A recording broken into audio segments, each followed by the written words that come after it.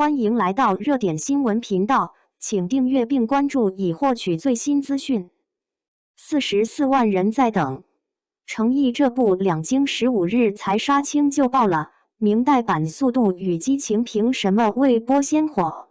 当一部剧还没定档，就已经让44万人提前上传等待，这种情况在当下古装剧扎堆的市场里并不常见。而两京15日偏偏做到了，不仅预约量飙升，还连续多日稳居待播榜前列，甚至被观众戏称为明代版《速度与激情》。问题来了，它到底凭什么？如果只用一句话概括，那就是这不是一部普通的古装剧，而是一场被时间、权力与人性三重压迫的极限生存游戏。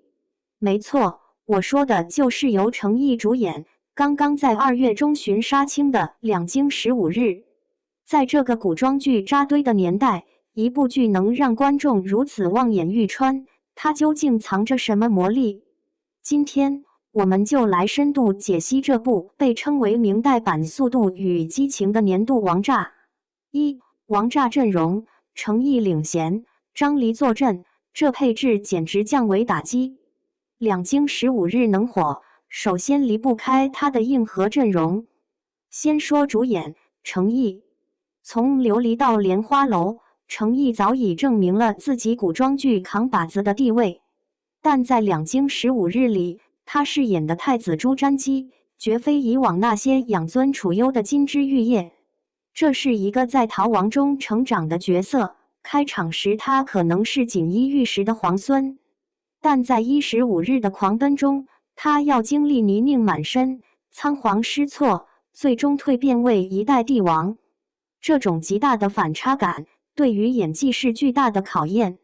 据说诚意为了贴近角色，提前数月埋首史籍，研究明代宫廷礼仪，甚至坚持亲身上阵，完成高难度打戏和水下场面。这种拼命三郎的劲头，让剧集的质量有了第一重保障。再看配置，更是神仙打架。领衔主演的还有林更新，他将饰演南京城的小捕快吴定元，一个外表灭高子废物，实则深藏不露的关键人物，与诚意组成逃亡兄弟。江佩瑶饰演女一苏京熙，一个心思缜密、看似柔弱却掌握着关键线索的神秘女子。还有饰演于谦的吴信健，这位在明史中留下清明的硬骨头，在剧里也将是4人小组的智商担当。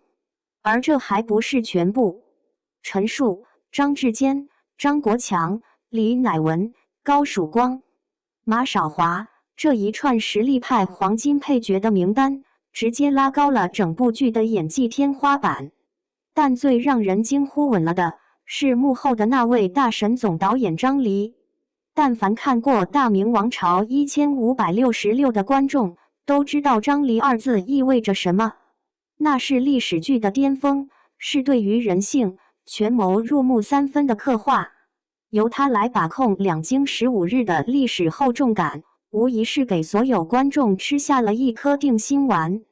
2. 剧情前瞻，40字史料背后的狂奔，大运河上的生死时速。有了好演员，还得有好故事。而两京15日的原著 IP 本身就是一块金字招牌。故事源自明史中一段仅40字的真实记载：夏4月，以南京的吕震命往居首。5月庚辰，仁宗不遇，喜书诏骸。6月辛丑，还至良乡，受遗诏，入宫发丧。通俗点讲，就是洪熙元年，皇帝太子他爹突然病重，而在南京的太子必须在15天内赶回北京继位。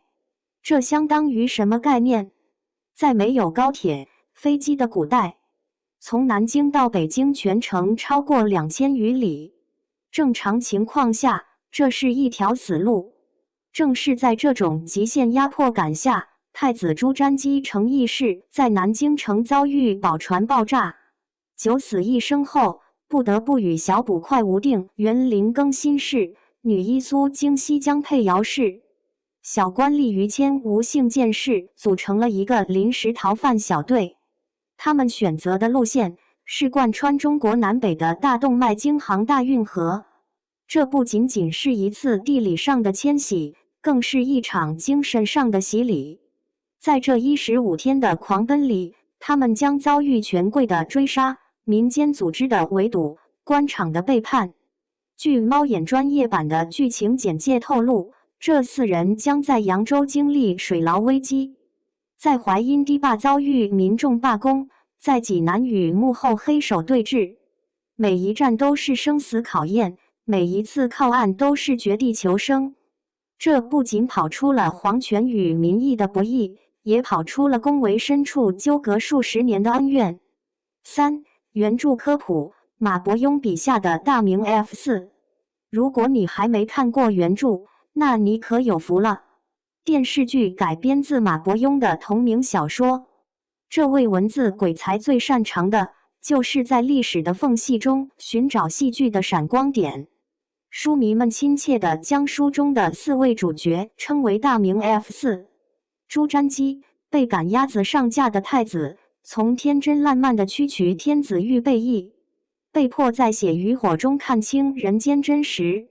吴定远，南京城的小捕快，身世成谜，平日里醉醺醺像个废物，但在关键时刻，他的智慧和身手是逃亡路上的定海神针。